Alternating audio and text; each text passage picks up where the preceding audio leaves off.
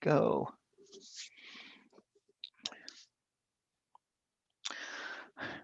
Hi, everyone.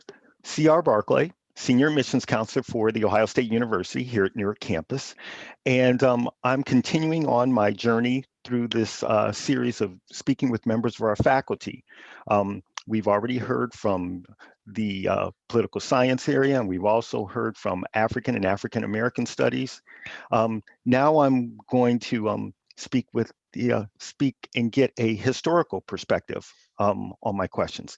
And as I said, normally when I do these things, I'm usually walking down the hall and I see a member of faculty and I put my hand up and I get their attention and I walk over.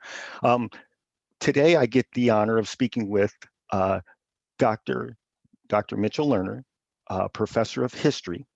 And we have a unique opportunity because Dr. Lerner has an area of specialty in U.S. foreign policy as well as U.S. East Asian relations, as well as modern American politics. So first off, Dr. Lerner, thank you very much for coming on today. Thanks for having me, CR. Usually when you stop by my office, you start by talking about baseball. Oh, that is baseball for a little bit first. Well, because I'm respectful of your time, I'm not going to tell you the reasons why I believe that the Indians will have a better season than the Red Sox, but they probably will. But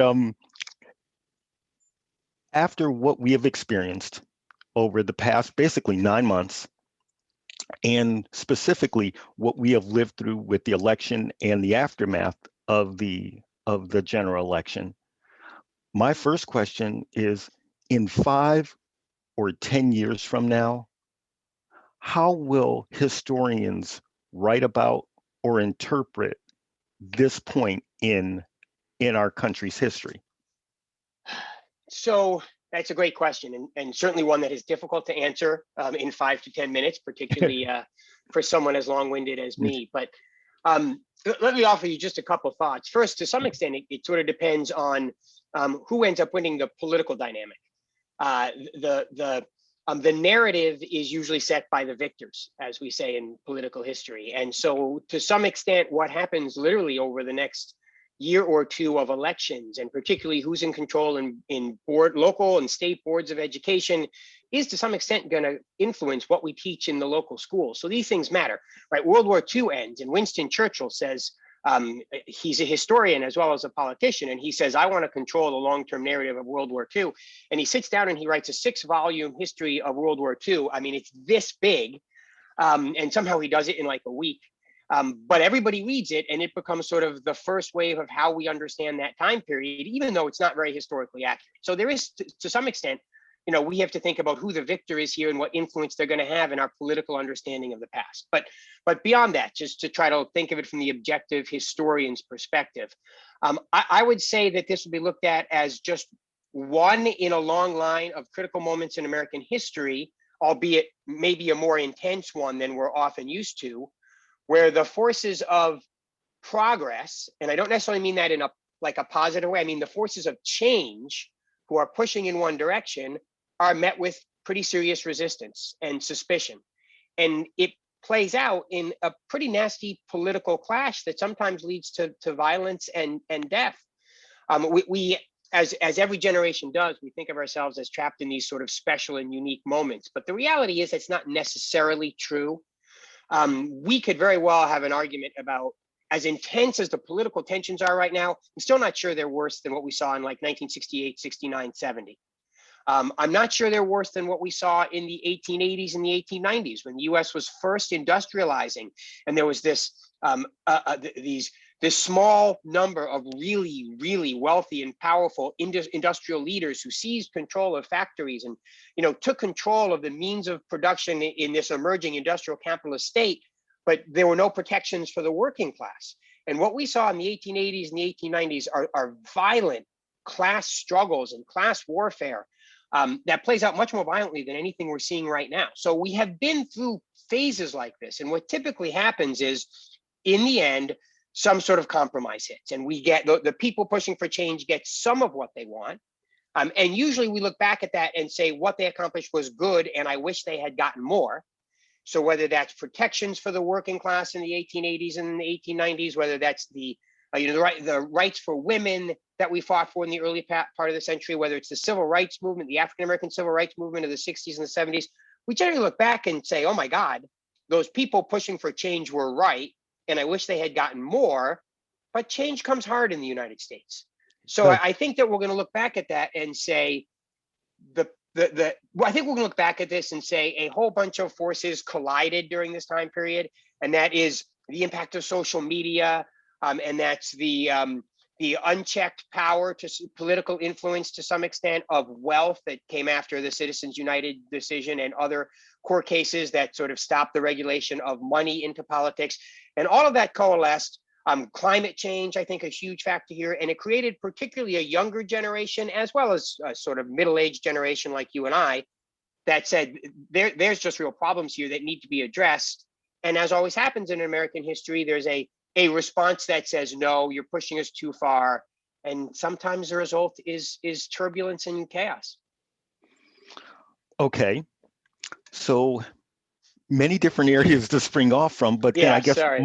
no, that's okay. So my follow-up question is that you believe that there will be some historians that will look at this and say that this time was not as turbulent as the late 1960s going into the 1970s? It's You very really? possible. It's very possible. I mean, I know what happened at the White House was, I mean, shocking and unprecedented. But in the late 1960s, the Weathermen, a sort of left-wing political faction, is going into Chicago and blowing up buildings and killing cops and trying to create a massive national revolution.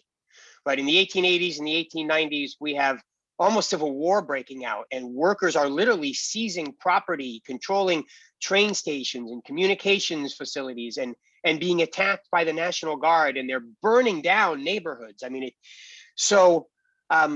in the 1968 National Convention in Chicago, thousands of anti-Vietnam War protesters filled the streets and were attacked by cops and FBI agents. And the fighting was so bad. I mean, some of them were thrown through stained glass windows at the Hilton Hotel, and tear gas was used, and it wafted up into the air conditioning system of the Hilton. And Hubert Humphrey, the Democratic Party's nominee for president, starts inhaling it while he's practicing his acceptance speech, and he's crying. And people are passing out. There are kids being dragged away, beaten by police, and thrown in the back of paddy wagons. I mean, this is at the Democratic National Convention in front of a TV audience. So in terms of simply the violence and the political tensions, what we're enduring right now is not unprecedented. The way it's playing out specifically with its attack on the White House, right, and the relationship, what Trump is doing, fracturing the Republican Party, and the impeachments, the political aspects of it may be sort of unprecedented. I mean, the Civil War sort of speaks for itself, right? But the tensions, that's what I find. That's where I disagree. Sometimes I see people saying, we've never been this politically divided. Oh, yes, we have. We were this politically divided in the Civil War, and we were this politically divided in the Gilded Age, and we were this politically divided in the 1960s. The way it's manifested is sometimes different, but the political divisions have been there. Okay. Now, in my conversation with Dr. Swigger, he was concerned that there would not be a olive branch by either side extended in order to start the pieces of compromise, to put those in place. Do you agree or do you not agree that there is he granted me that there are pieces out there for compromise, but he was leery, doubtful that anyone would pick up those pieces and extend them to the other side. Do you agree? I do. I mean, so if anybody is a unifying figure in the current moment, it is Joe Biden. Okay. I mean, whatever the conservatives, whatever Republicans want to say about him, I mean, he's a lifelong member of the Senate who looked for compromise and worked with the other side and developed relationships with Republicans. So I thought he was the most unifying figure of the political campaign and the person above all who promised some degree of unity. That having said that, I don't know. I still don't know that it's possible. I think that there are factions on both sides of the political aisle who simply will not accept that. I thought that a lot of this is a reaction to President Obama. I thought Obama came to office seeing himself, and he has written this, and I think it's accurate. He sort of saw himself as a post-partisan leader. I think Obama saw himself as part of a transformational generation where the traditional divides weren't as meaningful, and that with the wake of the dissolution of the Soviet Union and the end of the Cold War, and the rise of America as sort of the dominant figure, and the impact of social media and the ability to communicate with the American people, I thought he fashioned himself as someone who was going to be about finding a middle ground. And so I think that for the first 2 years of the Obama administration, he tried. Now, whether you like him or not, whether you think his offers are genuine or not, I mean, that's a personal decision, and you think whatever you want. But certainly his response, say, to the crisis, the economic crisis that he inherited, or his response to America's desire for healthcare reform, were moderate Republican-based approaches, right? I mean, Obamacare is a Republican is an idea first broached by Republicans, started in Republican think tanks, implemented by a Republican governor of Massachusetts, and one that stresses above all free market competition. And yet Republicans slapped that hand aside. And maybe there were good reasons. I'm not trying to be partisan here. But for whatever the reason, the lessons that Democrats took from that was there's going to be no compromise. And then watching Mitch McConnell block judges and other things, that's what they took away. And then Republicans came in and kind of feel like the same thing happened to Donald Trump, that Democrats opposed everything. And so I think where we are now is in this period where even while Biden, I think deep down in his soul, wants to extend an olive branch, wants to be moderate, wants to pass legislation that's going to bring everybody on board. I think that the Democrats won't accept that because they feel like they tried that once before and it didn't get anywhere. And I think that to the extent that Biden does make such an offer, the Republicans aren't going to accept it. So yeah, I agree with Nathan, who's a smart guy, that we are politically in a pretty difficult position right now. And I think, I mean, historians are notoriously bad at predicting the future, but if I had to, I would say this is what we've seen from the Biden team right now in his first month in office. This is what we're going to see, which is sort of a take it or leave it offer to Republicans, because we don't believe that you're negotiating in good faith, because no matter what we offer you, you're going to reject it. So they're likely to do away with the filibuster in the end, push through things that they think are going to reshape the country. If it works, then they're going to create almost a permanent, not a permanent, I'm a historian, I shouldn't say that, but a long-term Democratic majority, because they're going to show the efficacy of having a functional government. And if it doesn't work, there's going to be a backlash that's going to take us in the other direction. And people are going to say, you've implemented too many changes to the system. I want to go back to the old way. So it's a huge political gamble for the Democrats, but one I think that they're likely to take. Okay. That was actually a really great answer. Well, this is my job. I mean, okay. So then the next question that comes in, how important from a historical standpoint do you think social media is going to play in helping either one side or the other shape, reshape, push back? It's incredible. I mean, its power cannot be understated. This is a transformational moment, and it is without precedent. I guess the only thing I can compare it to, in the late 1800s, there was a dramatic transformation in the way newspapers were published. Okay. So before like the 1870s, 1880s, 1890s, newspapers were basically for the educated elite. In the 1880s or so, we had a couple publishers, Pulitzer and Hearst, the two big names, who decided we're going to start a newspaper for the common man. And that means we're going to need advertising. That means we're going to need to run sensationalist stories, because in their mind, the common man didn't understand basic economics and didn't want to read about that. They wanted to read about crime and violence and sports. And so we started getting this whole new type of newspaper that did actually educate the American people, but often did so in ways that had negative ramifications. So just as a quick example, they celebrated and exaggerated Spanish atrocities in Cuba to sell newspapers. And that led to this great outrage in the American people. And that led to the Spanish-American War. That really didn't need to be fought, but in order to make sure they sold their newspapers, they oh my God, these horrible Spaniards are coming in and there's rape and plunder, and we need to go in there and protect the innocent Cubans. And I think that's kind of where we are, only because access to social media is so unlimited and relatively unregulated, it has transformed the political environment. It's transformed it in a good way, in a lot of cases because it has brought information. It has expanded the dialogue. It has enabled people across the aisle and from different political ideologies to communicate. At the same time, it's so easy to manipulate, and it's so easy to create political bubbles where people only communicate with their own sources and people who believe what they believe. It creates these echo chambers that we get situations where people, storm the White House because they think the election is being stolen, when for the love of God, it isn't being stolen. And anybody who thinks that the Democrats stole the election, they're simply wrong. They're empirically wrong. And this is why 60 of the 61 lawsuits filed by the Republicans were defeated, rejected often by Trump-appointed judges, because empirically there are facts out there. But when you live in a social media bubble, you get to this place where all opinions are created equal. And I think it's really dangerous. And so there are positives of social media, but there are negatives. And I think that where the future is going to go is very much going to depend on the ability of each side, and I guess not each side, but objective, maybe media people in the middle, to get their message out and break through the manipulative message on the extremes of both the left and the right. Wow, that was another really good. I miss. So I'll tell you, I miss OSU-Newark because I get to sit in my office, and it's a small campus, right? And you and I have talked about this a million times. I teach, so when I teach in Columbus, I have 100 students in my class. When I teach in Newark, I have 20, 25. And so I get to know them, and like, we're not friends. We're not, going out for drinks on a Friday night, but I get to know what's going on in their lives.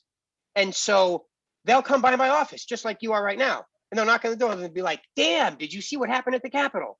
And we'll sit down and we'll chat about it for 5 minutes. And it's one of the cool things about being at a smaller place like the Newark campus that I don't get in Columbus. So yeah, I miss these conversations. Well, but what you have just said, how do we, our generation, inspire and keep engaged a younger generation that basically I'm going to be retiring and giving the keys to the to the really great car to? How do I keep them engaged? How do you think that historians are going to write about this, and what are they going to do to be able to keep the younger person engaged that's actually living through this, to be like, whoa, that's not what happened. That's yeah. It's hard, and in the historical profession, like, that's the $1 million question right now. I think, and God knows, COVID-19 has been a disaster, right? I mean, it's been horrible, and please don't take this the wrong way. But if there's a positive that has come out of it, it's that it has forced more members of my generation and my profession to engage students in a social media sort of way. So I'm teaching some of my classes online now. And this has forced me to learn how to use Google Hangout and Google Drive. I have now started, so I meet my students and we meet every Monday. And I have started to embed videos and even documents. And so, in my class Monday, I'm teaching a Cuban Missile Crisis class, and I gave them a couple short video documentary snippets and a government document and a page from a memoir. And we uploaded them, and we went through them in the chat, and we engaged them.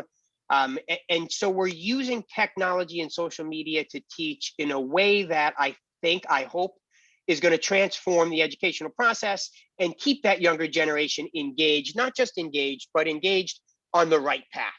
Like, I need them to know that there are empirical facts. Now, you can interpret them however you want. Right? You can draw conclusions from them, right? You can say the New Deal did this, right? The Great Society did this, and I think that was bad, or I think that was good. But you need to recognize empirically and objectively, these are the specific steps that they took, and these are the results that it produced. Now, we live in an age where that younger generation, so bombarded by these different sources on social media, it's hard to determine what's real and what's not, what's objective and what's not. And so I think that in the classroom, more and more we are engaging with our students by integrating those social media techniques. I do polling, right? On this Zoom call, I set up polls and students answer questions. I use Twitter sometimes. I've set up Twitter feeds for my class, and students have so many characters to respond to questions. So it's an effort to use the tools of the future to engage students with the problems of the past and present them with specific empirical evidence that, again, they can interpret however they want, but they have to at least engage with it as this is legitimate information, and now I need to figure out what to do with it to improve my society. So I think that's what we have to do, and I think a lot of my colleagues are making the effort. It's not easy to teach an old dog like me new tricks, but I think that the key to making sure this next generation is engaged is education, and it's education that is designed to meet the learning systems and the learning processes of the next generation, rather than the traditional model of I just go in there and talk at you. Okay. No, that's fair. That is extremely fair. Now, Dr. Lerner, as always, my wife, who's been along for me on this journey, as we were talking with faculty, has a question. And Okay, you being great. married yourself, you understand that whenever you're working on a project, sometimes you bring it home, and when you bring the project home, in this case down the hall, they're like, well, you know what? If you got him, ask him this. And this is from one history teacher to another. The media itself. Do you think that, for good or bad, that they basically have hijacked both over the past year, they have hijacked both really, really important issues and put their own spin on it, depending on which side that they are leaning on? So I don't think that, and maybe so I'm a little biased, I suppose. My daughter's a journalist, or at least an aspiring journalist who just graduated with her master's in journalism a few weeks ago.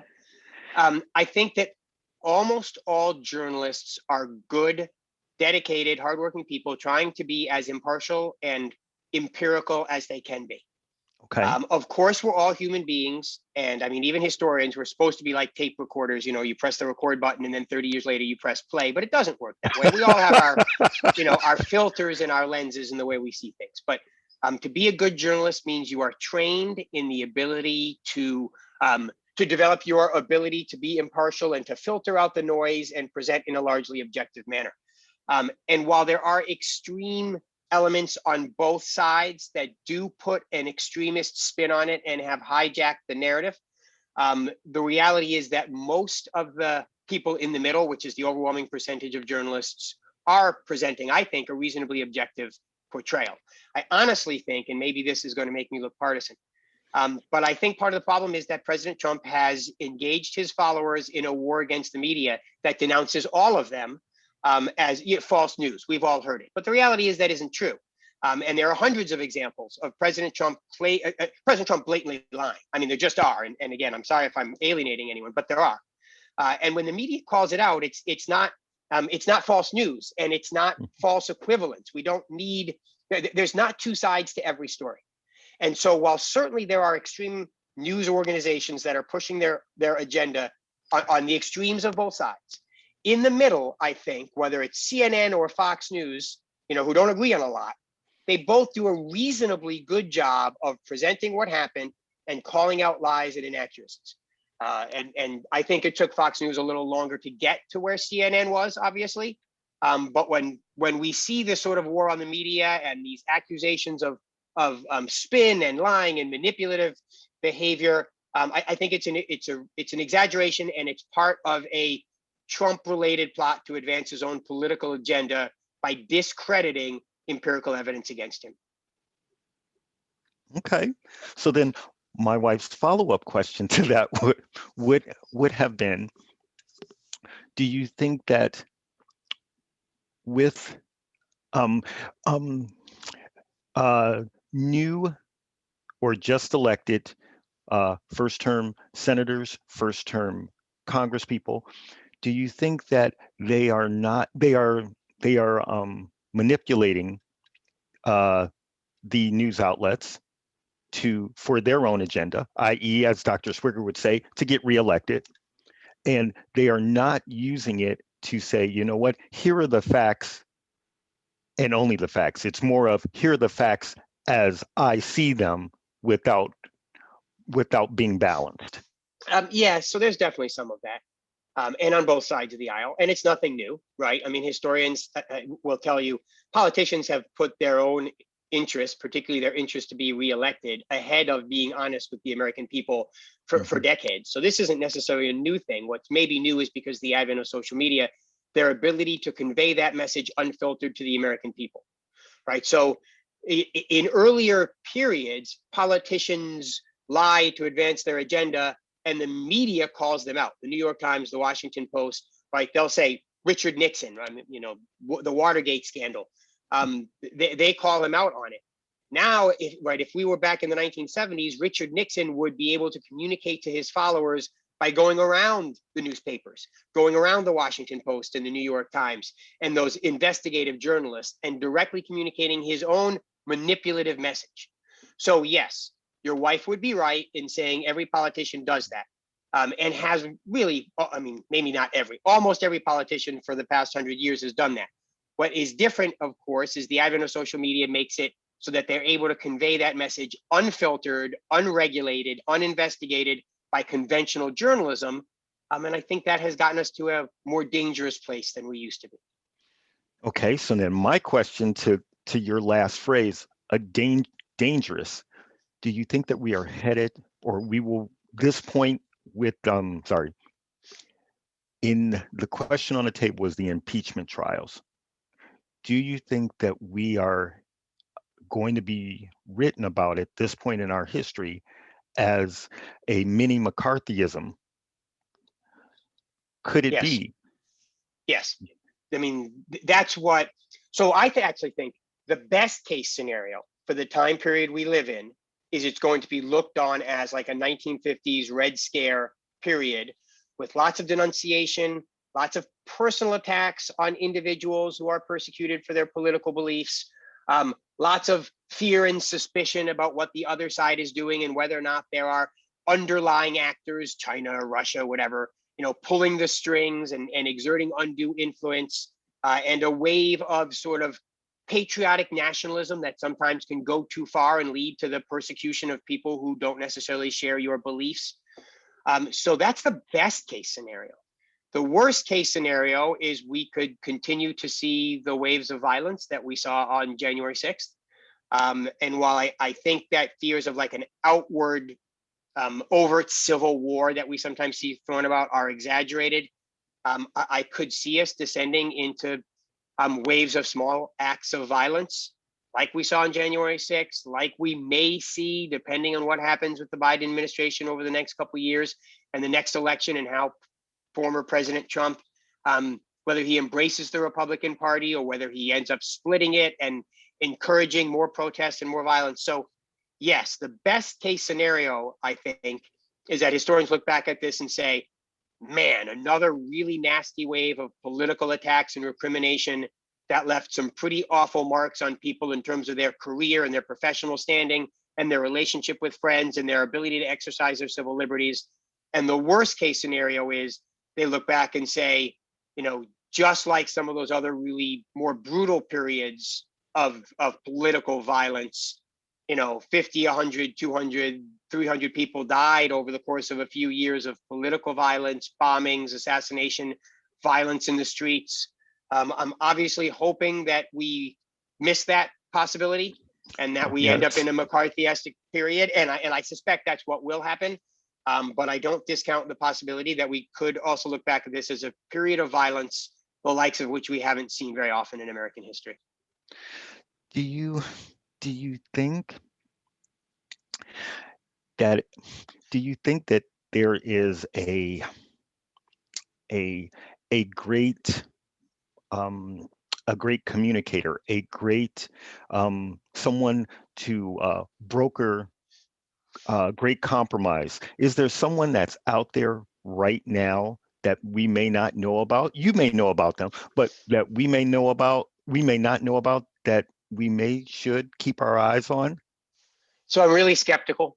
I thought Obama might have been that figure. For all of the dirt thrown at him by his political opponents, he was actually very moderate.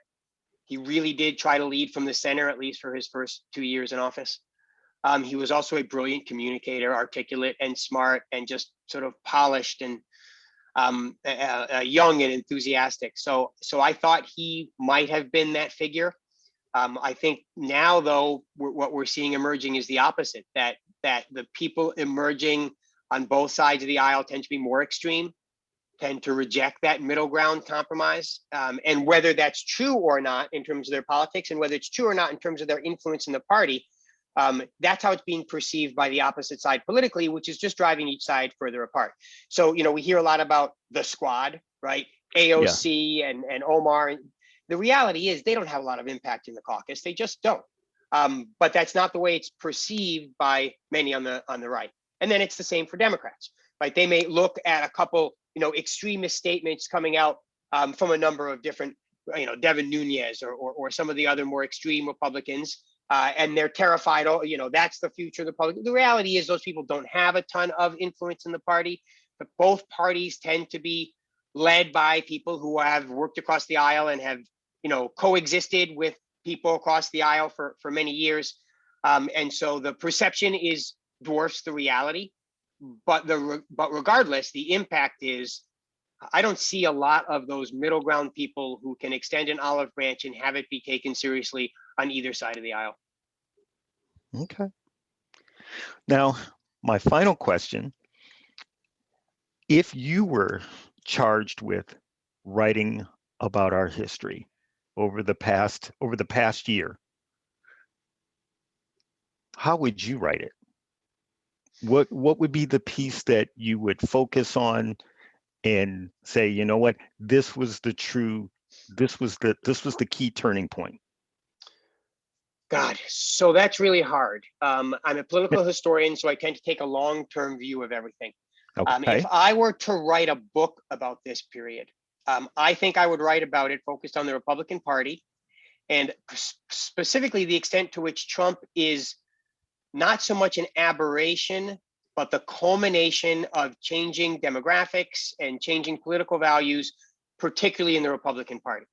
And how the Republican Party of the 1950s and 1960s, which was a Republican Party that was very friendly to business interests, very friendly to the moneyed positions, very socially moderate, not all wrapped up in issues of gun control or abortion or gay marriage, and was mostly the party that was tied to Northeastern elites and moderates in the Midwest and the Western coast, and how that slowly became more the party of the poor or the disenfranchised and the powerless, right? I'm old enough to remember when the Republican Party was most closely tied to the Rockefellers, right? And the Mellons and the Carnegies, and how it was the Democrats who were more seen as the party of the working class and those who were struggling.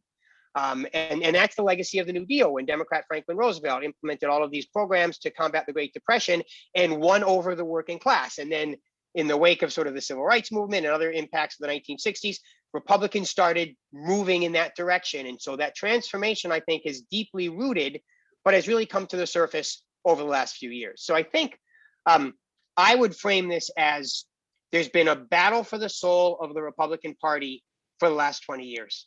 Okay. And the last 4 years have brought that to a head as the sort of mainstream Republicans, the Bush, Reagan wing, has started to fight with the Trump wing. And what happens is going to determine the future of the Republican Party, and whether or not they splinter and we might get even a third party system, or whether, there's just so many possibilities out there. So I think that's how I look at it. And I would look at that moment when we stormed the Capitol on January 6th as like, that's the culminating moment, that everything from the last 20 years of the shifting dynamics within both parties has brought us to this. And now particularly the Republican Party has to sort of chart a future as to what they stand for. And that's going to determine American politics for the next generation. Wow. Well, that is an awesome place to leave it. Dr. Lerner, Thank you so much. As always, I always enjoy our talks. I always enjoy being able to throw a question at you and you not blink an eye and just say, "Hey, CR, this is what my take is on it." So I Well, appreciate you giving up a little bit of your time for it. I'm happy to be here. I always enjoy chatting with you and chatting with students and faculty, and this sort of, this face-to-face interaction is what we really miss. But thanks for reaching out to me, and I'm happy to talk anytime. Oh, thank you. And please, everyone, tune in again for my next segment. I'm not quite sure when it's going to be, but it will be on the Department of Education and talking with Dr. Diana Urchek as far as education and how we are going to chart our path forward. So thank you again, Dr. Lerner. Take care, my friend. We are Stay out of safe. here. Bye.